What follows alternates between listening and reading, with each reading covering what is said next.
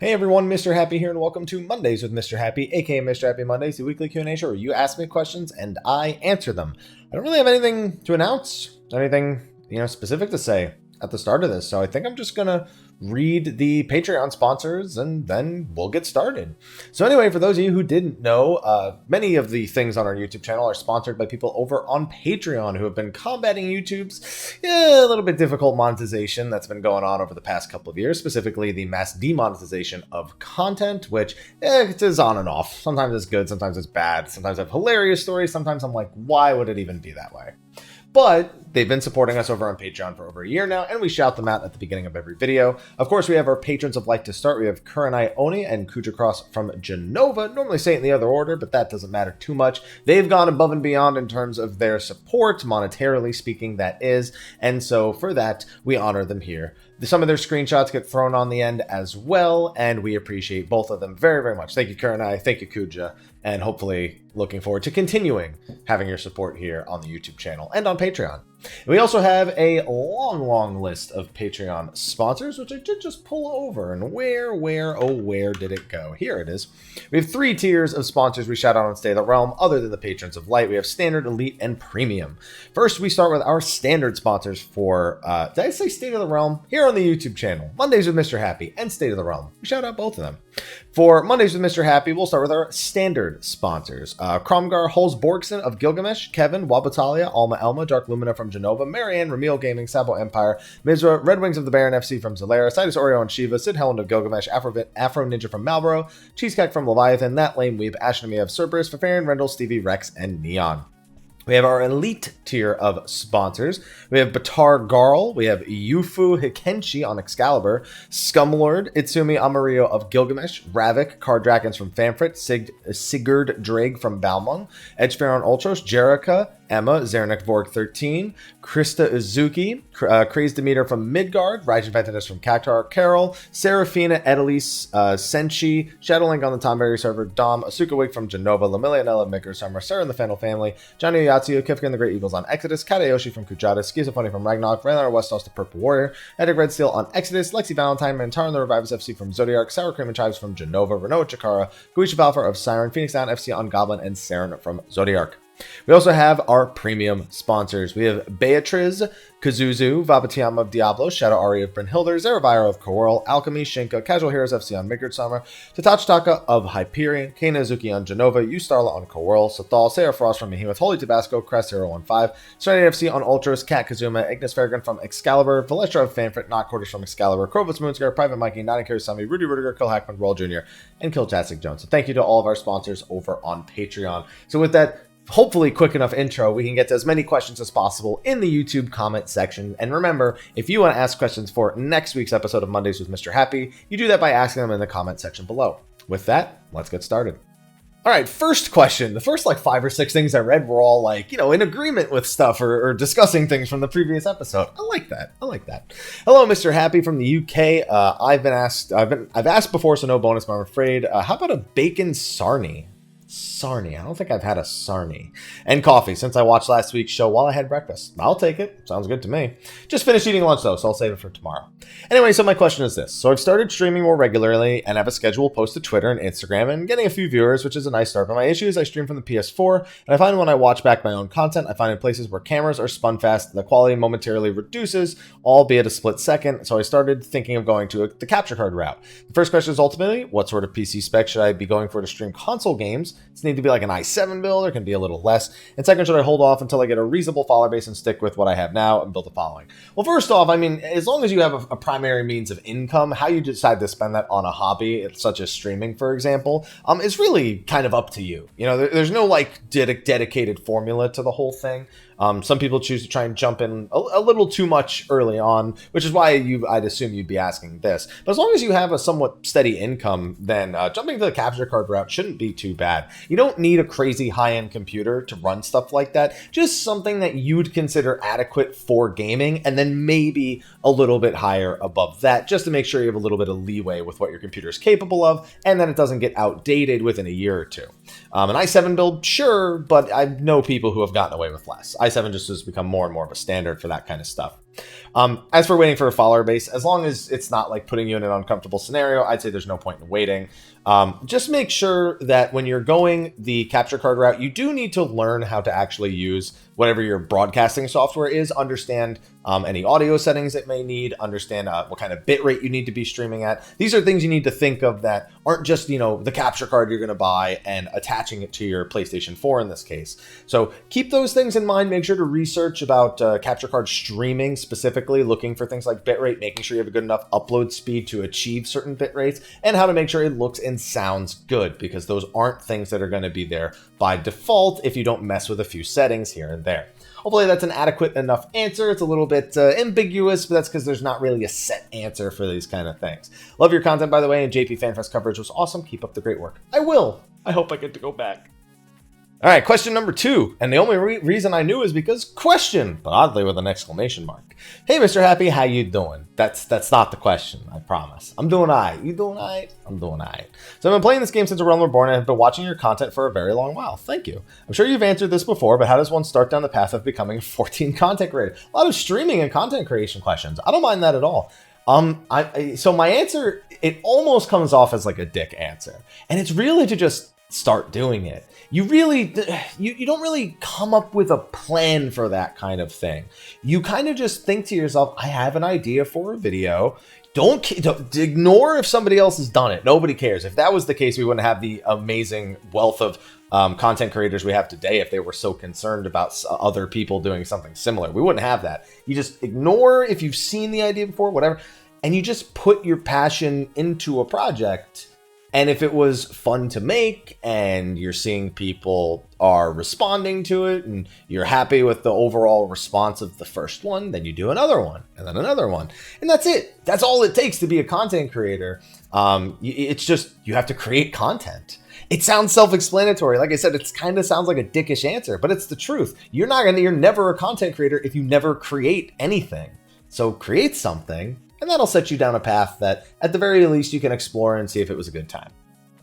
On to the next one. First off, I'm a recent subscriber. However, I've watched many of your vids in the past for raid guidance. Thank you for what you do. Thank you for watching the content over the years. You're certainly a celebrity amongst this community, if you say so. Now to my question, which I'm sure you've probably addressed before, but I'm just curious. When or why did the focus on healers and tanks performing larger amounts of DPS become a thing? When I first started back in 2.0, it was healers heal, tanks tank. The DPS was just a nice added bonus when they could. I noticed over the years that much toxicity has increased the community due to this fact. Pressure is on tanks and healers to DPS a lot. Will we see a change to comment system that brings about the focus of jobs doing their jobs, or will we see more of the same?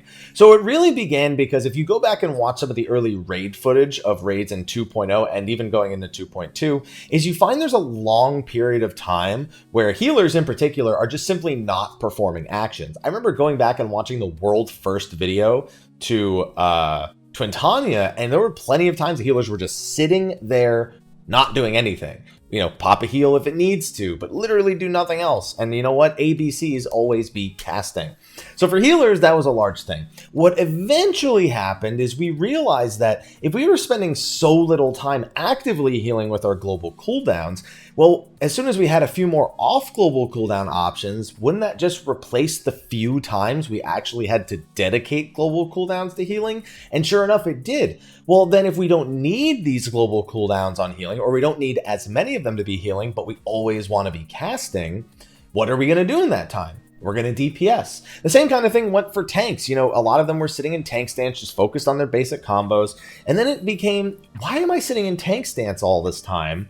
I don't need to be. I'm surviving, like I'm not even dropping below 50% HP. Why don't I try to push a little bit more damage and make sure I use my cooldowns intelligently? And this combined thing has led to this very DPS-centric thing. It's that the tools that we have are really good. They're so good to the point where we don't need to use anything outside of those few tools to achieve our specific role. Our provokes and shirks and ultimatums in regards for enmity. We don't even use aggro combos really much anymore unless it's a desperate situation. So that's what it's led to, is not enough of an emphasis on the importance of those tools. Now there are ways to, do as you've suggested and bring those more in line. More consistent outputted raid damage, for example, would largely encourage healers to be forced to heal more. Even if not raid damage, but tank damage. damage, so maybe speeding up the auto attack speed of bosses, increasing their critical hit rate, making it so they use tank busters more frequently, they use raid damage more frequently. Those things would encourage healers to produce more healing. Now keep in mind though, you can't just do that on the top end of raiding. You have to be doing that in the entirety of your game, which puts a little bit more threat onto the healer role, because your average player who's maybe not used to that pace, especially after 6 years of playing, the game, that's a pretty, direct change that could completely change their opinion on playing a healer in the first place. It puts even more pressure on the role and would probably see a decrease in the number of people who play it overall. Now, in regards to tanks, you pretty much would have to do the same thing. You need to put an emphasis on more consistent output damage instead of tons of burst damage, which is the way we deal with it now. Tank is very much about, how long does this defensive cooldown last? How many attacks will it eat? How much damage will I reduce? And do I need a tank stance to survive any of that? Most of the time, the answer is no. So it really becomes, you need more consistent tank damage. You need enmity to be something you need to fight for a little bit more. So things to encourage the use of a tank stance and to not just rely on your defensive cooldowns. I'm not as big a fan of adjusting that design as I am of the healer design. I think tanks have a lot of fun trying to accurately map out their defensive cooldowns in order to output the most damage, because they're still ultimately achieving their goal. They're just doing it in a much more offensive manner. As for the healers though, that one, as much as I'm scared of what it would do to less experienced healers, I think that would be, if we're going to make changes in any of those regards, more important, because automatically by putting more emphasis on the damage taken by the tank or by the rest of the raid, puts more emphasis on the healer to perform more. It would also mean there would have to be some rebalances to some other stuff, things that we regularly look at in regards to how much DPS a healer outputs and how that helps us clear the encounters when gear isn't really that available. There need to be number tweaks, obviously, but that's the only way I can imagine really going about changing it. All right, next question. Hey Haps, hello. Long-time viewer, first-time asker, so I have a bonus of having good RNG on 5.0 equivalent of doggos. I don't have any good luck on those, so if I do get them, I'll credit it to you. My question is a simple one. Why don't groups take machinists with them, or more machinists with them? I feel like it's a good balance of raid DPS with a longer vuln down than trick attack via turret overcharge, not to mention the MP battery aspect as well. I mean, to be fair, Bard does the same thing. The only difference being that a Bard is using Refresh in tune with their Faux Requiem, and the healers just happen to be getting it at the same time. Then again, this could all change at 5.0. Yeah, it's not really worth talking too much about it. We talk about why it is now, but will it still apply in a few months? It's a big question mark, I'm not going to be honest. It's not so much that people don't want to take machinists. It's more so nobody wants to really play it. Now, yes, there are some people who enjoy machinists and, will go with a raid group and will do fine. There's also a lot of people who despise the way machinist plays and won't go near it with a 10-foot pole. And when there's more bards than machinists, well, most raid groups are taking bards and not machinists. It doesn't help that while bard has a lower overall output, the amount of raid utility that they have is absolutely insane. Yes, role actions overlap. Things like tactician, refresh, palisade, those are all things you should consider for both of them. Like you would consider feint technically being a samurai utility, even though all the other melees can do it. But then you have to think about the 2% crit, the 15% direct hit, the defensive capabilities of Troubadour, regardless of which form you're actually in, just got to make sure it actually matches the damage you're going to be taking. On top of that, you have all the role actions, and there's one on Faux Requiem, some additional damage on top. There's so many different elements that Bard offers, the additional healing from Nature's Min being another one I almost forgot, that despite being lower DPS, the amount of contribution is absurd coming out of a Bard. So it partially is because people just aren't playing Machinist as much, and it's partially because Bard is just insane. On to the next one. Question. Hey, he marked it. That's how I knew. Hello, Mr. Happy. Greetings from the hot and humid Taiwan. Greetings to you as well. Glad to hear you're enjoying my content from way over there. Not quite as hot and humid here in San Francisco. I get a question for you, which is more asking for your insight rather than an actual definitive answer. Okay, thanks for the heads up in advance. I see you have a huge section down below, which seems to be entirely personal opinion, so I think I'll just read this section, answer the question outright. You and Yoshida, through his answers in your interview, keep mentioning barriers and pure heals as a dichotomy. Does Yoshida seem to realize that this is a self-imposed false dichotomy and that there are more ways to heal than just barriers or pure heals, and providing more variety in a healing methodology, i.e. making Astro a hot or time delay healer, would probably be easier to balance rather than harder. It gives each healer his own strengths and weaknesses that you can make up to create synergy. So we're well aware there are more than 2 ways to heal. However, the game has currently defined itself by those 2 things. and thus those two things are the only way the game and the healers themselves are designed to work around. What needs to be broken is the fact that that is the way our game is divided, which is why he's wants to move away from those two divisions altogether. Even if you were to take something like a time delay and heal over time healer, all three of the healers have heal over time, so is it really much of an identity? And a time delayed heal, we kind of already have stuff like that with Astro. I mean, you make a mention of it right here. So what's most likely, what I think is most likely to happen, is you need to make the healers capable in any situation. Now, to some people, this means potential homogenization. It means likely that White Mage is going to be receiving barriers of some kind, so that if they need to provide them, they are available. And then it becomes about defining the identity. How do they reach these points of power? How do they achieve their healing and their DPS? What's unique about them? White Mage is currently the biggest question mark in that regard. Astro, it's easy to find an identity. We have the cards, we have the more Time Mage centric things, the extension of their buffs, as well as the protective shields, and it's pretty much Final Fantasy XIV's Time Mage. That's the identity that it's taken on. It's even got faster cast times and instant cast as a cooldown in order to kind of grant that identity. Scholar has its fairies. I mean, the fairy, as much as people may meme on the thing, is the core of Scholar's identity. It's really just a second thought at the time being, though.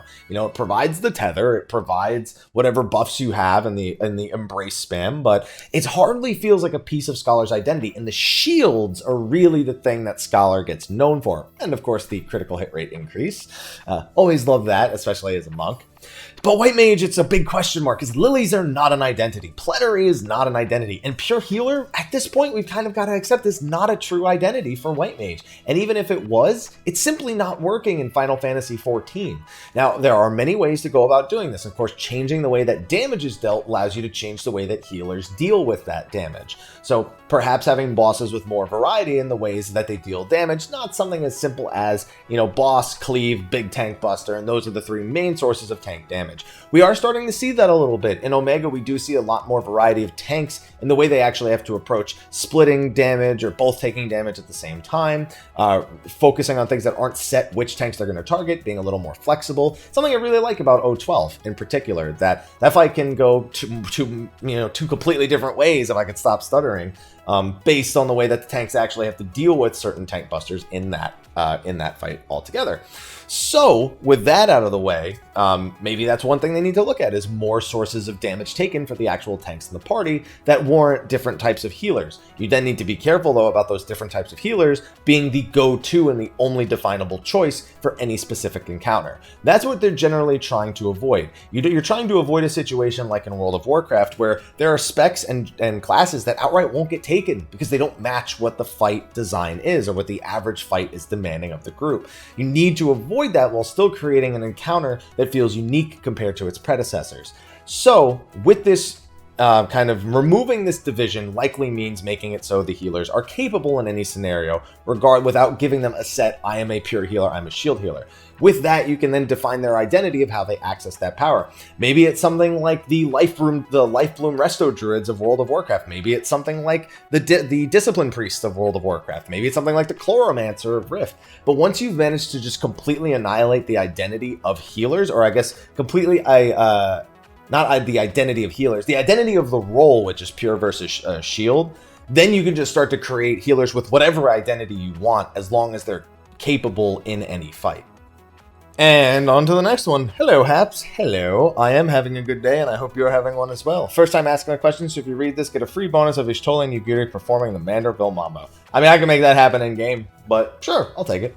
Jokes and memes aside, I've been thinking about various debuffs, and I'm wondering if instead of increasing damage of a specific type, why not pull something off about how Warframe handles their debuffs? Slashing being like a small dot, blunt damage increasing damage of shields, piercing nullifying armor. Could be a similar concept of weapon type debuffs offering different bonuses as compared to what are currently more feasible and better in a gameplay standpoint. Well, we can't really compare it to Warframe, because our enemies don't come with shields and our enemies don't have armor values.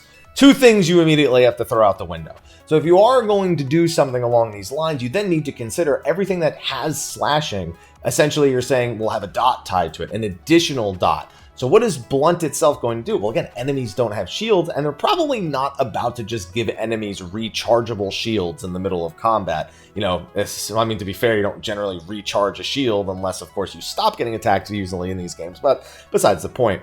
And are they just going to magically start increasing armor value? Well, now you've created a different problem, because now you absolutely need one of each. And Monk is the only source of blunt resistance, and then Dragoon is currently the only source of piercing resistance. So do you now have to add blunt resistance to some other jobs that may not use blunt weapons? Do you have to do piercing and give that to all the ranged DPS as well? So you can see that ultimately debuffs with that degree of synergy that are kind of just generic, you're going to apply them in your rotation synergy, are not as healthy for a game. Abilities that directly enhance allies and have to be timed and used in a skillful manner, those are generally a little bit more healthy for synergy. You know, it is nice to have kind of this generic synergy sometimes between jobs, like you may see with these debuffs, but it's such an arbitrary thing that doesn't really enhance the gameplay. I think ultimately making it so that you're as involved as possible in the success of your group, and much to your own decision making at that, and less about what you'll naturally provide, is a little bit more intriguing of a gameplay element. So I don't personally think that an idea like this would really add anything or really change the way we have it now, except for the fact that you'd end up with Monk Dragoon slashing debuff, probably coming from a tank at that point, probably coming from Warrior, and now all of a sudden you've locked in all three of those debuffs, and that's pretty much your only choice, especially considering that our average raid composition makes up of 2 tanks, 2 healers, and then when it comes to the DPS, 2 melees of varying different kinds, one more supportive, one more damage oriented, a ranged physical DPS such as Bard or Machinist and soon to be Dancer, and then a caster DPS, usually Red Mage for progression, then Summoner or Black Mage once they're a little bit more comfortable with the encounter. All of a sudden, it's just kind of narrowing down the choices of how we actually apply that generic kind of standard party setup. And so I don't know that that's any healthier a choice than the one that we have right now. And next one. Hey, Mr. Happy, short time watcher, first time asker. Glad you decided to hop in, even though you've only been watching for a short time. What would you say is the most important skill to learn for people new to MMOs coming to Final Fantasy XIV? So new to MMOs. Okay. I'm currently under level 30 and already feel like I'm having trouble keeping track of all the info on the screen, even though in other types of games I have little trouble. Really want to find my role and play it well, and while the Hall of the Novice helped, there's a lot left unexplained. So first of all, I'd say exploring your options is really one of the biggest things. You're talking about all the info on the screen. But other than AoEs being placed on the ground, or maybe the boss's attacks, there really shouldn't be too much to track on your screen. So maybe something that would help you is decluttering. Me, I like to clutter my screen. I like to move things towards the center of the screen. That way, no matter what, even if I'm like tunneled in on a boss, I've got everything I need to focus on very close to that. It kind of like it naturally extends the tunnel of my vision. So that's how I've overcome that over the very many years. So with that out of the way, maybe you need to take the opposite approach. Maybe you need to take your buttons and push them to the way outside so there's less thought immediately in your line of thinking, because if you're seeing all those things, you might be thinking about all those things at the same time. Whereas what a lot of people do is develop a muscle memory and kind of keep track of their things through various other things, such as a debuff marker or their actual buff bar and their job gauge themselves. So maybe you need to take a minimalist approach to your UI, and then you can kind of take the time to appreciate what's actually happening in the battle itself. My most important thing when you're new to MMOs and coming to Final Fantasy XIV is to kind of understand the type of game you are playing. You're not playing an action game. You're not playing a short story-based 8 to 10 hour game. You're playing a game that is going to consume your time for a very, very long period. So you need to kind of accept where your tolerance for tedium is, because RPGs are generally tedious games. You know, they are very much about the experience, about management, about resources, and all sorts of things like that. And Final Fantasy XIV, while it's not as hardcore in a lot of those RPG elements, still very much tests your tedium in a lot of the same ways. The variety of quests that pop up, a completionist nightmare, especially when leveling, all these new features that you need to keep track of, all these dungeons, these raids, where the story is going, where the story's been already, how does it tie into these side story quests. There's a lot of things to manage and a lot of adventure to be had, and a lot of things that people just kind of miss going through the game, because at this point they just want to get to the next thing. So really understanding where you stand as an MMO player is probably the most important thing for Final Fantasy XIV. It helps you get past some of the early game slumps, such as, the main story dragging from 2.1 to 2.3 in particular. or perhaps the longer global cooldown before you hit the higher levels and have a lot more abilities to weave in between. It's very important to understand kind of where you stand in regards to those types of gameplay elements. All right, I probably got like 3 more questions. Depends on how many actual comments are left. I haven't counted them all. We'll see.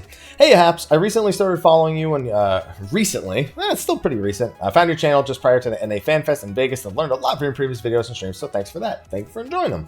Anyways, my question concerns the potential patch content for Shadowbringers. How feasible do you think it would be that post-game content, after resolving things on the first, will bring us back to the source to re-engage with the Garleans and what they may have wrought during our absence? From a storytelling standpoint, it would be as feasible, if not more so, than jumping back and forth as the story progresses, but I think this may depend on the system they implement for traveling between them. First of all, the system for traveling between them will probably be seamless. It'll probably be exactly the same as it is now, where you just teleport to an aetheryte. I don't think they're going to make you visit the Crystal Tower every single time you want to go to the first or come back. Unlikely to see something like that happen. Now, on another plane of existence, how feasible do I think for them to take this? I think a lot of us are kind of looking at the way the Garlean Empire wants to function and the way that the plot is unfolding on the first, and a lot of us are seeing it as 2 different things. We need to understand kind of the context clues of some of the things that have happened in the last 2 patches. For example, because of this calamity of light that's going on the first, we are seeing signs of what is normally a calamity here on the source, except that the ether while the ether might be thinning, the ether is also taking on a light aspected element. It may be a sign that because the first is becoming close to rejoining with the source, that there's too much of this light ether that's feeding through. Now, because this ether kind of creates a sea of dispersal of ether throughout the entirety of Hydaelyn herself, the Black Rose becomes a very crucial thing. Does the Black Rose taint the Sea of Light and actually push this and push everything over to the fact where Zodiark is now able to become the dominant force and break free from his containment? Or are they going to be using this to taint the other shards as well? It's just a big question mark of what that sea of light that's kind of flowing into the first and is seeping into the source, really all of it means. Odds are we're going to see that while it may seem like our objectives over on the first are not directly tied to the Garlean Empire over on the source, that simply by the extension of Solace and potentially, if it is the Ascian that is controlling him, Emmett Selk, why they've disappeared and what their actual goal is on the first, it may be in line with what he wanted of the Garlean Empire in the first place. And at this point, he's driven Varys to complete insanity, and he is likely to become a problem all on his own as well. Regardless, the way these usually work is we resolve a major plot point going into the 0.0 patch, so 3.0, 4.0, 5.0, 2.0 as well. With this, we also have to remember that by the 0.3 patch, we've kind of wrapped up the underlying plot or the extended plot. An example would be the Dragon Song War, technically extending to 3.3, and the conflicts that were currently plaguing Alamigo and Doma, at least on our side of the world and not directly affiliated with the Empire and their plans. Those all resolved by 4.3 as well. 2.3 is the only one where we really didn't resolve much of anything. We established, we took out the fifth of the 6 like starting primals, and it wasn't that impressive. That's all I'm trying to say. It wasn't that impressive regardless of all that. So I think that we need to stop kind of looking at these as, because they're on 2 different shards, as not having 2 overlining goals. Which one we resolve in 5.0 and which one we resolve by 5.3, that's the thing that's up for debate. All right, second to last question we're going to take here. Hey, Mr. Happy. Hello. I was wondering about your thoughts on if Square Enix would release new Uwu and Ukab weapons for future jobs as each expansion releases. I'd imagine they will for Dancer Gunbreaker, but what about the next one? I feel like they would because of how much time it takes to prog the fights, and not having weapons for them would be a pretty bad choice. So I had a big discussion about this on stream today, and I was really torn about what to expect in regards to Gunbreaker and Dancer weapons. Now, previously, because the previous 2 expansion shops released at level 30 and then level 50, it made sense to have quite a few weapons that existed at certain level ranges. You know, you would have level 30 to 50 weapons available from dungeons for the jobs that were leveling 30 to 50. When we got to the level 50 jobs, they said, well, they don't really need any weapons under level 50, so we'll make sure they have weapons from, you know, Ifrit and the Binding Coil and things like that. But now there's a concern that because the next jobs are starting at level 60, will they bother doing weapons for content under level 60? And so will there be an Ifrit Gunbreaker thing? Will there be a Bahamut one? A normal Bahamut, not a UCOB Bahamut one. And if so, does that impact if there's no weapons for UCOB? At least for that, there's no weapons for the final coil of Bahamut. Will there be a weapon available for the unending coil of Bahamut? And then there's Ultima Weapon, who didn't have any weapons to begin with, but the models that they all used were models that they had created for some other's existence that had just been retooled for Ultima Weapon. So do they then want to create like a UCOB and an Uwu weapon and then de-light them so that there's like a standard version of them available? Or do they want to do it the other way? Do they want to take something that's available from, you know, Gunbreaker and Dancer in other content and then just make it glow for those two things? It's a big question mark. I feel as though level 50 content probably won't have Gunbreaker and Dancer weapons, but then there's also the thought of, you know, what about the crafted weapons, the glamour crafted weapons that you can make with the materials? You know, if those are level 60 or above, wouldn't it just make sense to like de-light those and throw those into level 50? Dude, I don't know. I guess that's it. I really don't know what to think about, you know, what weapons they're gonna get, because all of it's glam. And it's just a wonder of how many things they want to create weapons for. Like, is it a matter of, well, it doesn't functionally make sense for them to have level 50 weapons, so all these like level 50 primal stuff don't get them? Or is it's glam anyway, who gives a shit? None of it's max level content anyway, so just make it. Man, I'm torn on this one. I think because Uwu and UCOB are level 70 and they're starting at 60, it would make a lot of sense, and it's probably their best move to have Uwu and UCOB weapons, because, like you said it yourself, even if you're sinking down to level 70, it'd be pretty friggin' weird if those remain synced and they don't have Dancer and Gunbreaker weapons. It just wouldn't make sense to me.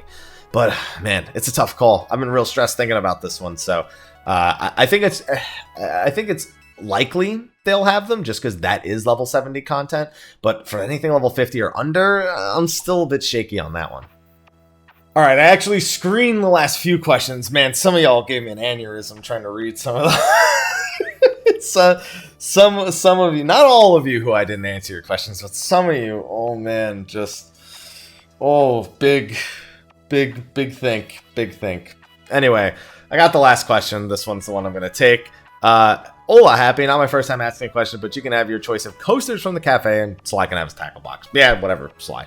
My question for you is, where do you see the new classes going from here on out? We have so many now. What's the point of adding new jobs or just the same old thing of a previous job? What could they possibly add now that they don't already have in one form or another? I mean, that's the whole point of why they're making the game and we aren't. I mean, we have 15 different jobs right now, and outside of some of their roles, I guess, kind of melding together and bringing their playstyle somewhat in line with one another, the means through which you access what your job is capable of is an important way of identifying an actual gameplay. A lot of people like to say all the DPS are the same. A lot of people like to say all the melee DPS are the same, all the casters are the same. They're not, though. The way they access their damage and the means through which they actually have to go through their skills are completely different from one another, and that's why people have preferences between the jobs in the first place. It's why Red Mage and Summoner are generally considered the more common caster choices, and Black Mage is for the superior experts who have mastered all the encounters. It's because the way they access their damage is entirely different from one another. It's why people don't encourage taking Black Mage into fresh prog when a Black Mage hasn't seen an encounter before. Then with the melee, Monk is very much about the constant positional checks and maintaining its fast uptime, only slowing down to weave way more skills and way more power into their kit. They're now focusing a lot more on the complexities of timing of the timing of the tornado kick, and when you can actually reapply your buffs without screwing yourself in any which way. Dragoon is very much about accessing Life of the Dragon, maintaining their uptime, although it has gotten way too easy and has kind of made that identity feel a little bit less important in my own opinion. And of course, applying that piercing debuff. Every single job, while they are attempting to achieve the same goal, are achieving it in a different way. And the means through which you access that damage and then what you do to support your party members is something that's really important to job identity. We're going to see now, because we're getting into the 16th and 17th job being added into the game, how far that creativity really stretches. And also, will this healer rebalance really allow for a different type of healer to join the game in 6.0? There's a lot of question marks still, but there's way more ideas that have not been explored in Final Fantasy XIV that still technically could, even if it's just a thematic change and not like a ground up, completely groundbreaking difference in the way that they achieve it. It being different is all it really needs to be for someone to look at a job, play it, and identify that as their main job. Anyway, that's going to be a wrap for me for this week. Again, I said it earlier, if you have a question for Mondays with Mr. Happy and you'd like to ask it for the following week, please put it in the comment section of the video below. Anyway, thank you again to our Patreon sponsors, and with that, I'm going to go relax on a Sunday, maybe get a little bit of work done on top of that. But thank you everyone for watching. I will see all of you fine ladies and gentlemen next week for the next episode of Mondays with Mr. Happy, and until then, take care.